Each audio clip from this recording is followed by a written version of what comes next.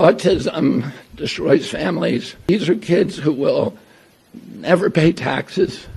They'll never hold a job. When I first saw this video, my immediate thought was, well, yeah, you put a fascist in government, you get fascist policy. And this one is, again, unsurprisingly, straight out of the Schmaltzy playbook. Literally. That is what this is. It's deciding which human beings are worthy of life and which are not, based on whatever the fascist state decides is valuable this week.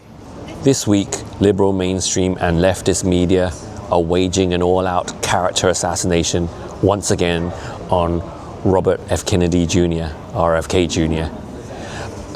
And this time it's around his plans to study autism and investigate potential causes of the huge increase we've witnessed in the rates of autism over recent years and decades. This in turn has led to mass hysteria across social media, where, for example, I saw hundreds of comments on X likening RFK Jr. to a certain famous dictator from history.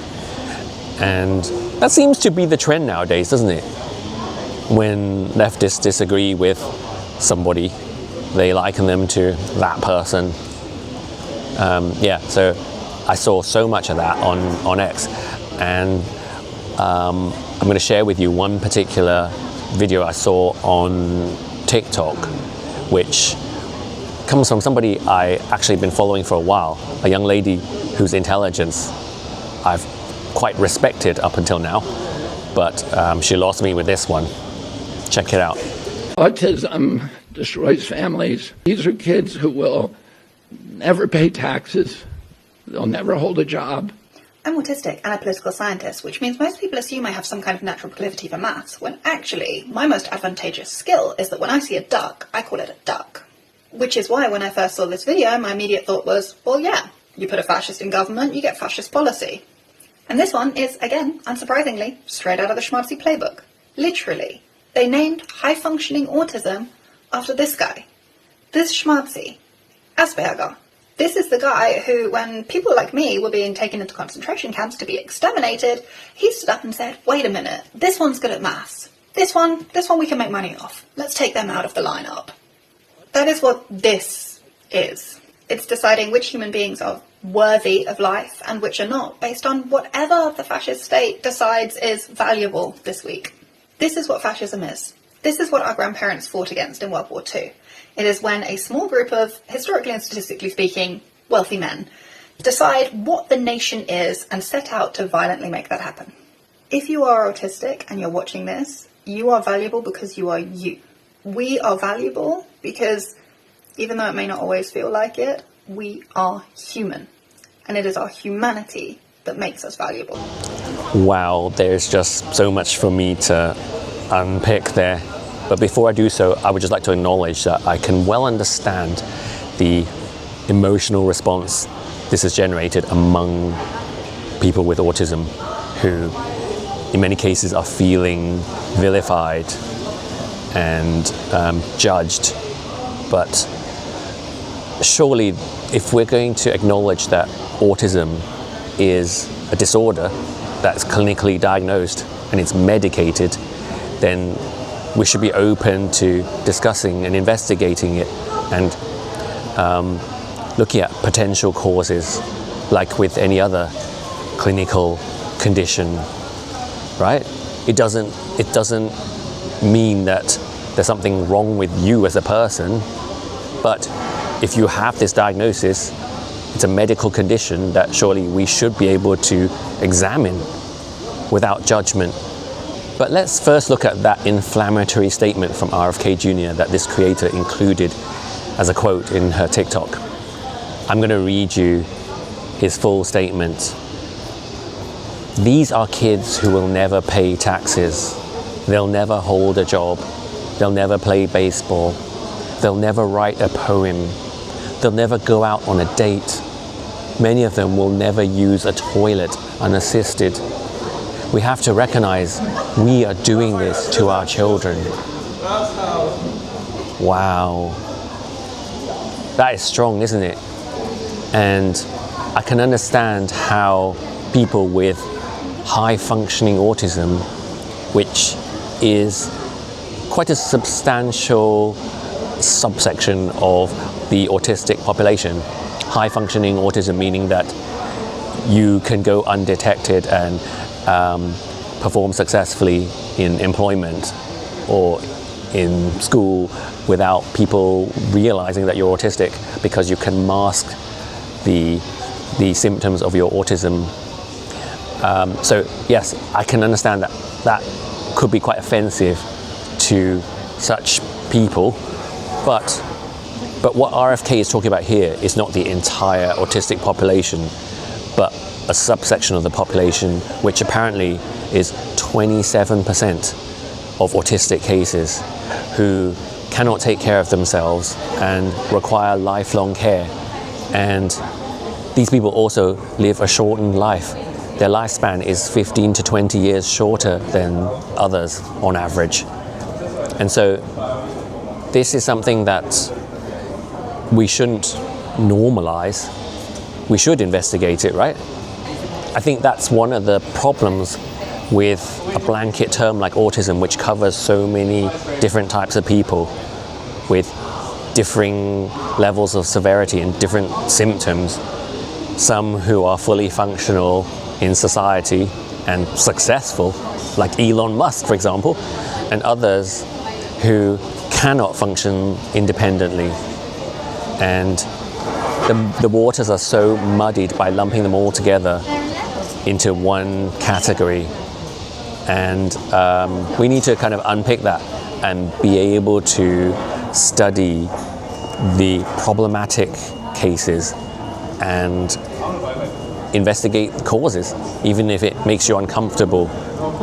And one of the things that I've seen RFK's critics doing, people who I regard as, in many cases, defenders of the status quo, who often have shares in pharmaceuticals, these people are just blatantly making stuff up, kind of like what they do with Trump and Elon, where they're taking things that he has said and totally twisting them out of context. So for example, it's being claimed that he wants to throw autistic people into institutions, which you will not find any record of him actually saying that. He has touched on the fact that this is something that did happen once upon a time, but never has he indicated that he believes that this should be happening now.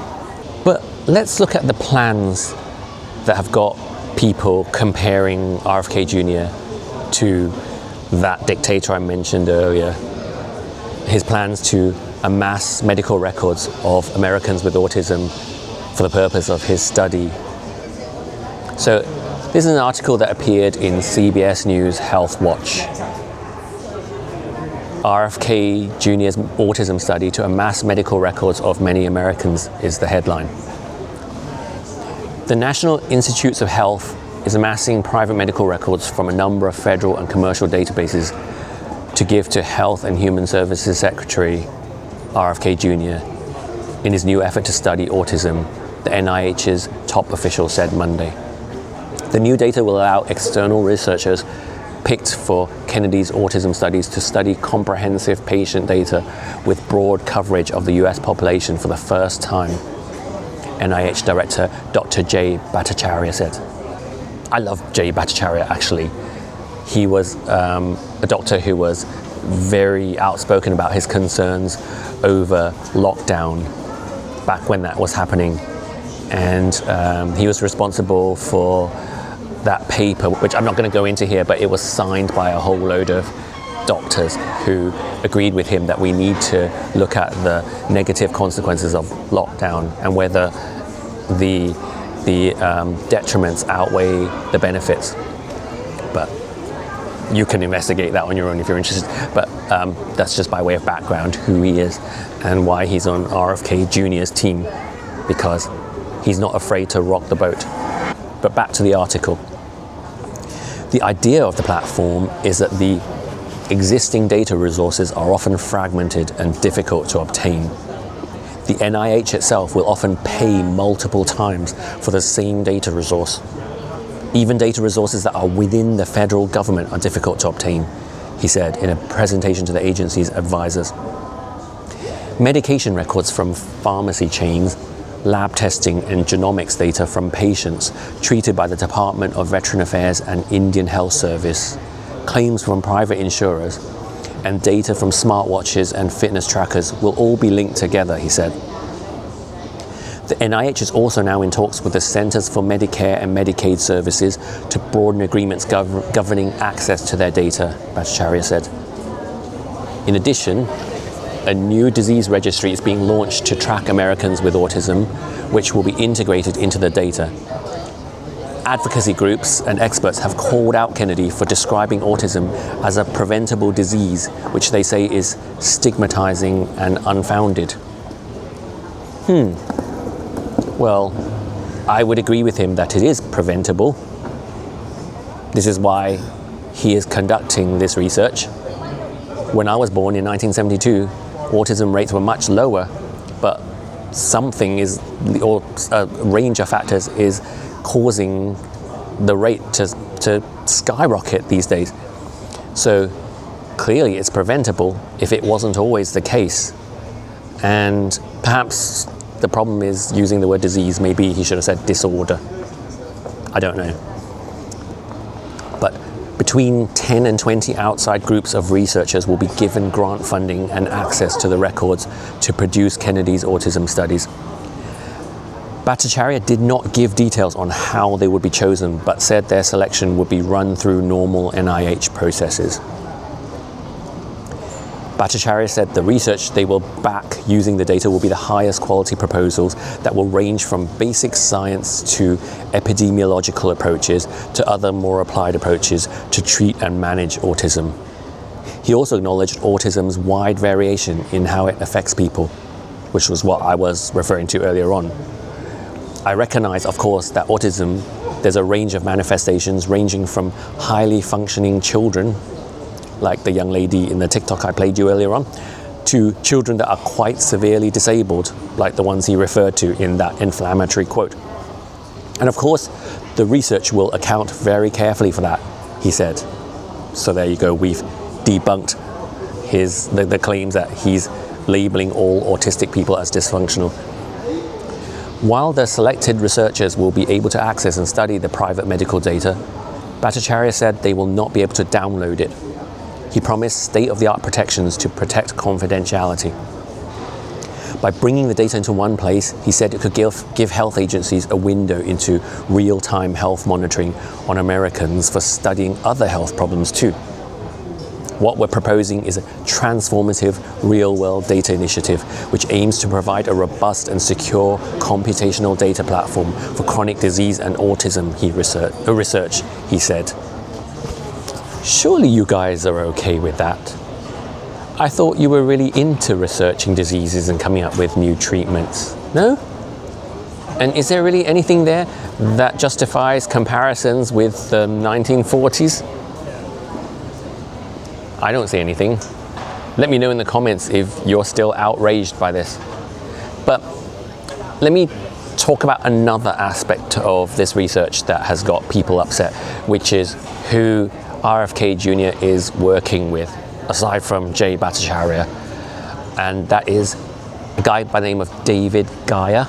I think I'm pronouncing it correctly, G-E-I-E-R, Gia. RFK has, controversially you might say, tapped David Gia to head a branch of this study, and social media has really gone to town assassinating his character too. So let's look at some of the things that they're concerned about. So who is David Gia? He's not a doctor. He and his father, Mark Gia, have a history of promoting unproven and dangerous treatments for autism, apparently. And this choice is raising eyebrows because Gia's past involves serious ethical and medical missteps. In 2006, the Gias published a study in Autoimmunity Reviews claiming thiomersal, a mercury preservative in vaccines, causes autism. And they said Lupron, a puberty delaying drug, a hormone blocker, showed very significant clinical improvements in autistic kids. And the reason it seemed to work was that it suppressed the mercury testosterone interactions. So the mercury in the vaccines was interacting with testosterone, which was believed to be a cause of the autism that they were witnessing. And Lupron was seen, because it was blocking the testosterone, to show significant improvements in these patients. But the study was retracted because their oversight board was family and friends, a huge conflict of interest. No detailed data like how many kids or specific outcomes was widely shared. So I question this because was that a real concern, or was that a reason to discredit his study? Because family and friends, you know, who are these people? How many family and how many friends? And what is considered a friend? You know, when you work in the medical community, a lot of the people you'll be working with are friends, right? Your peers are friends. So, you know, how do they define that? I don't know. I'm just being conspiratorial myself because I've seen the way the industry works when it's challenged. In 2012, Mark lost his medical license and David was disciplined for practicing medicine without one.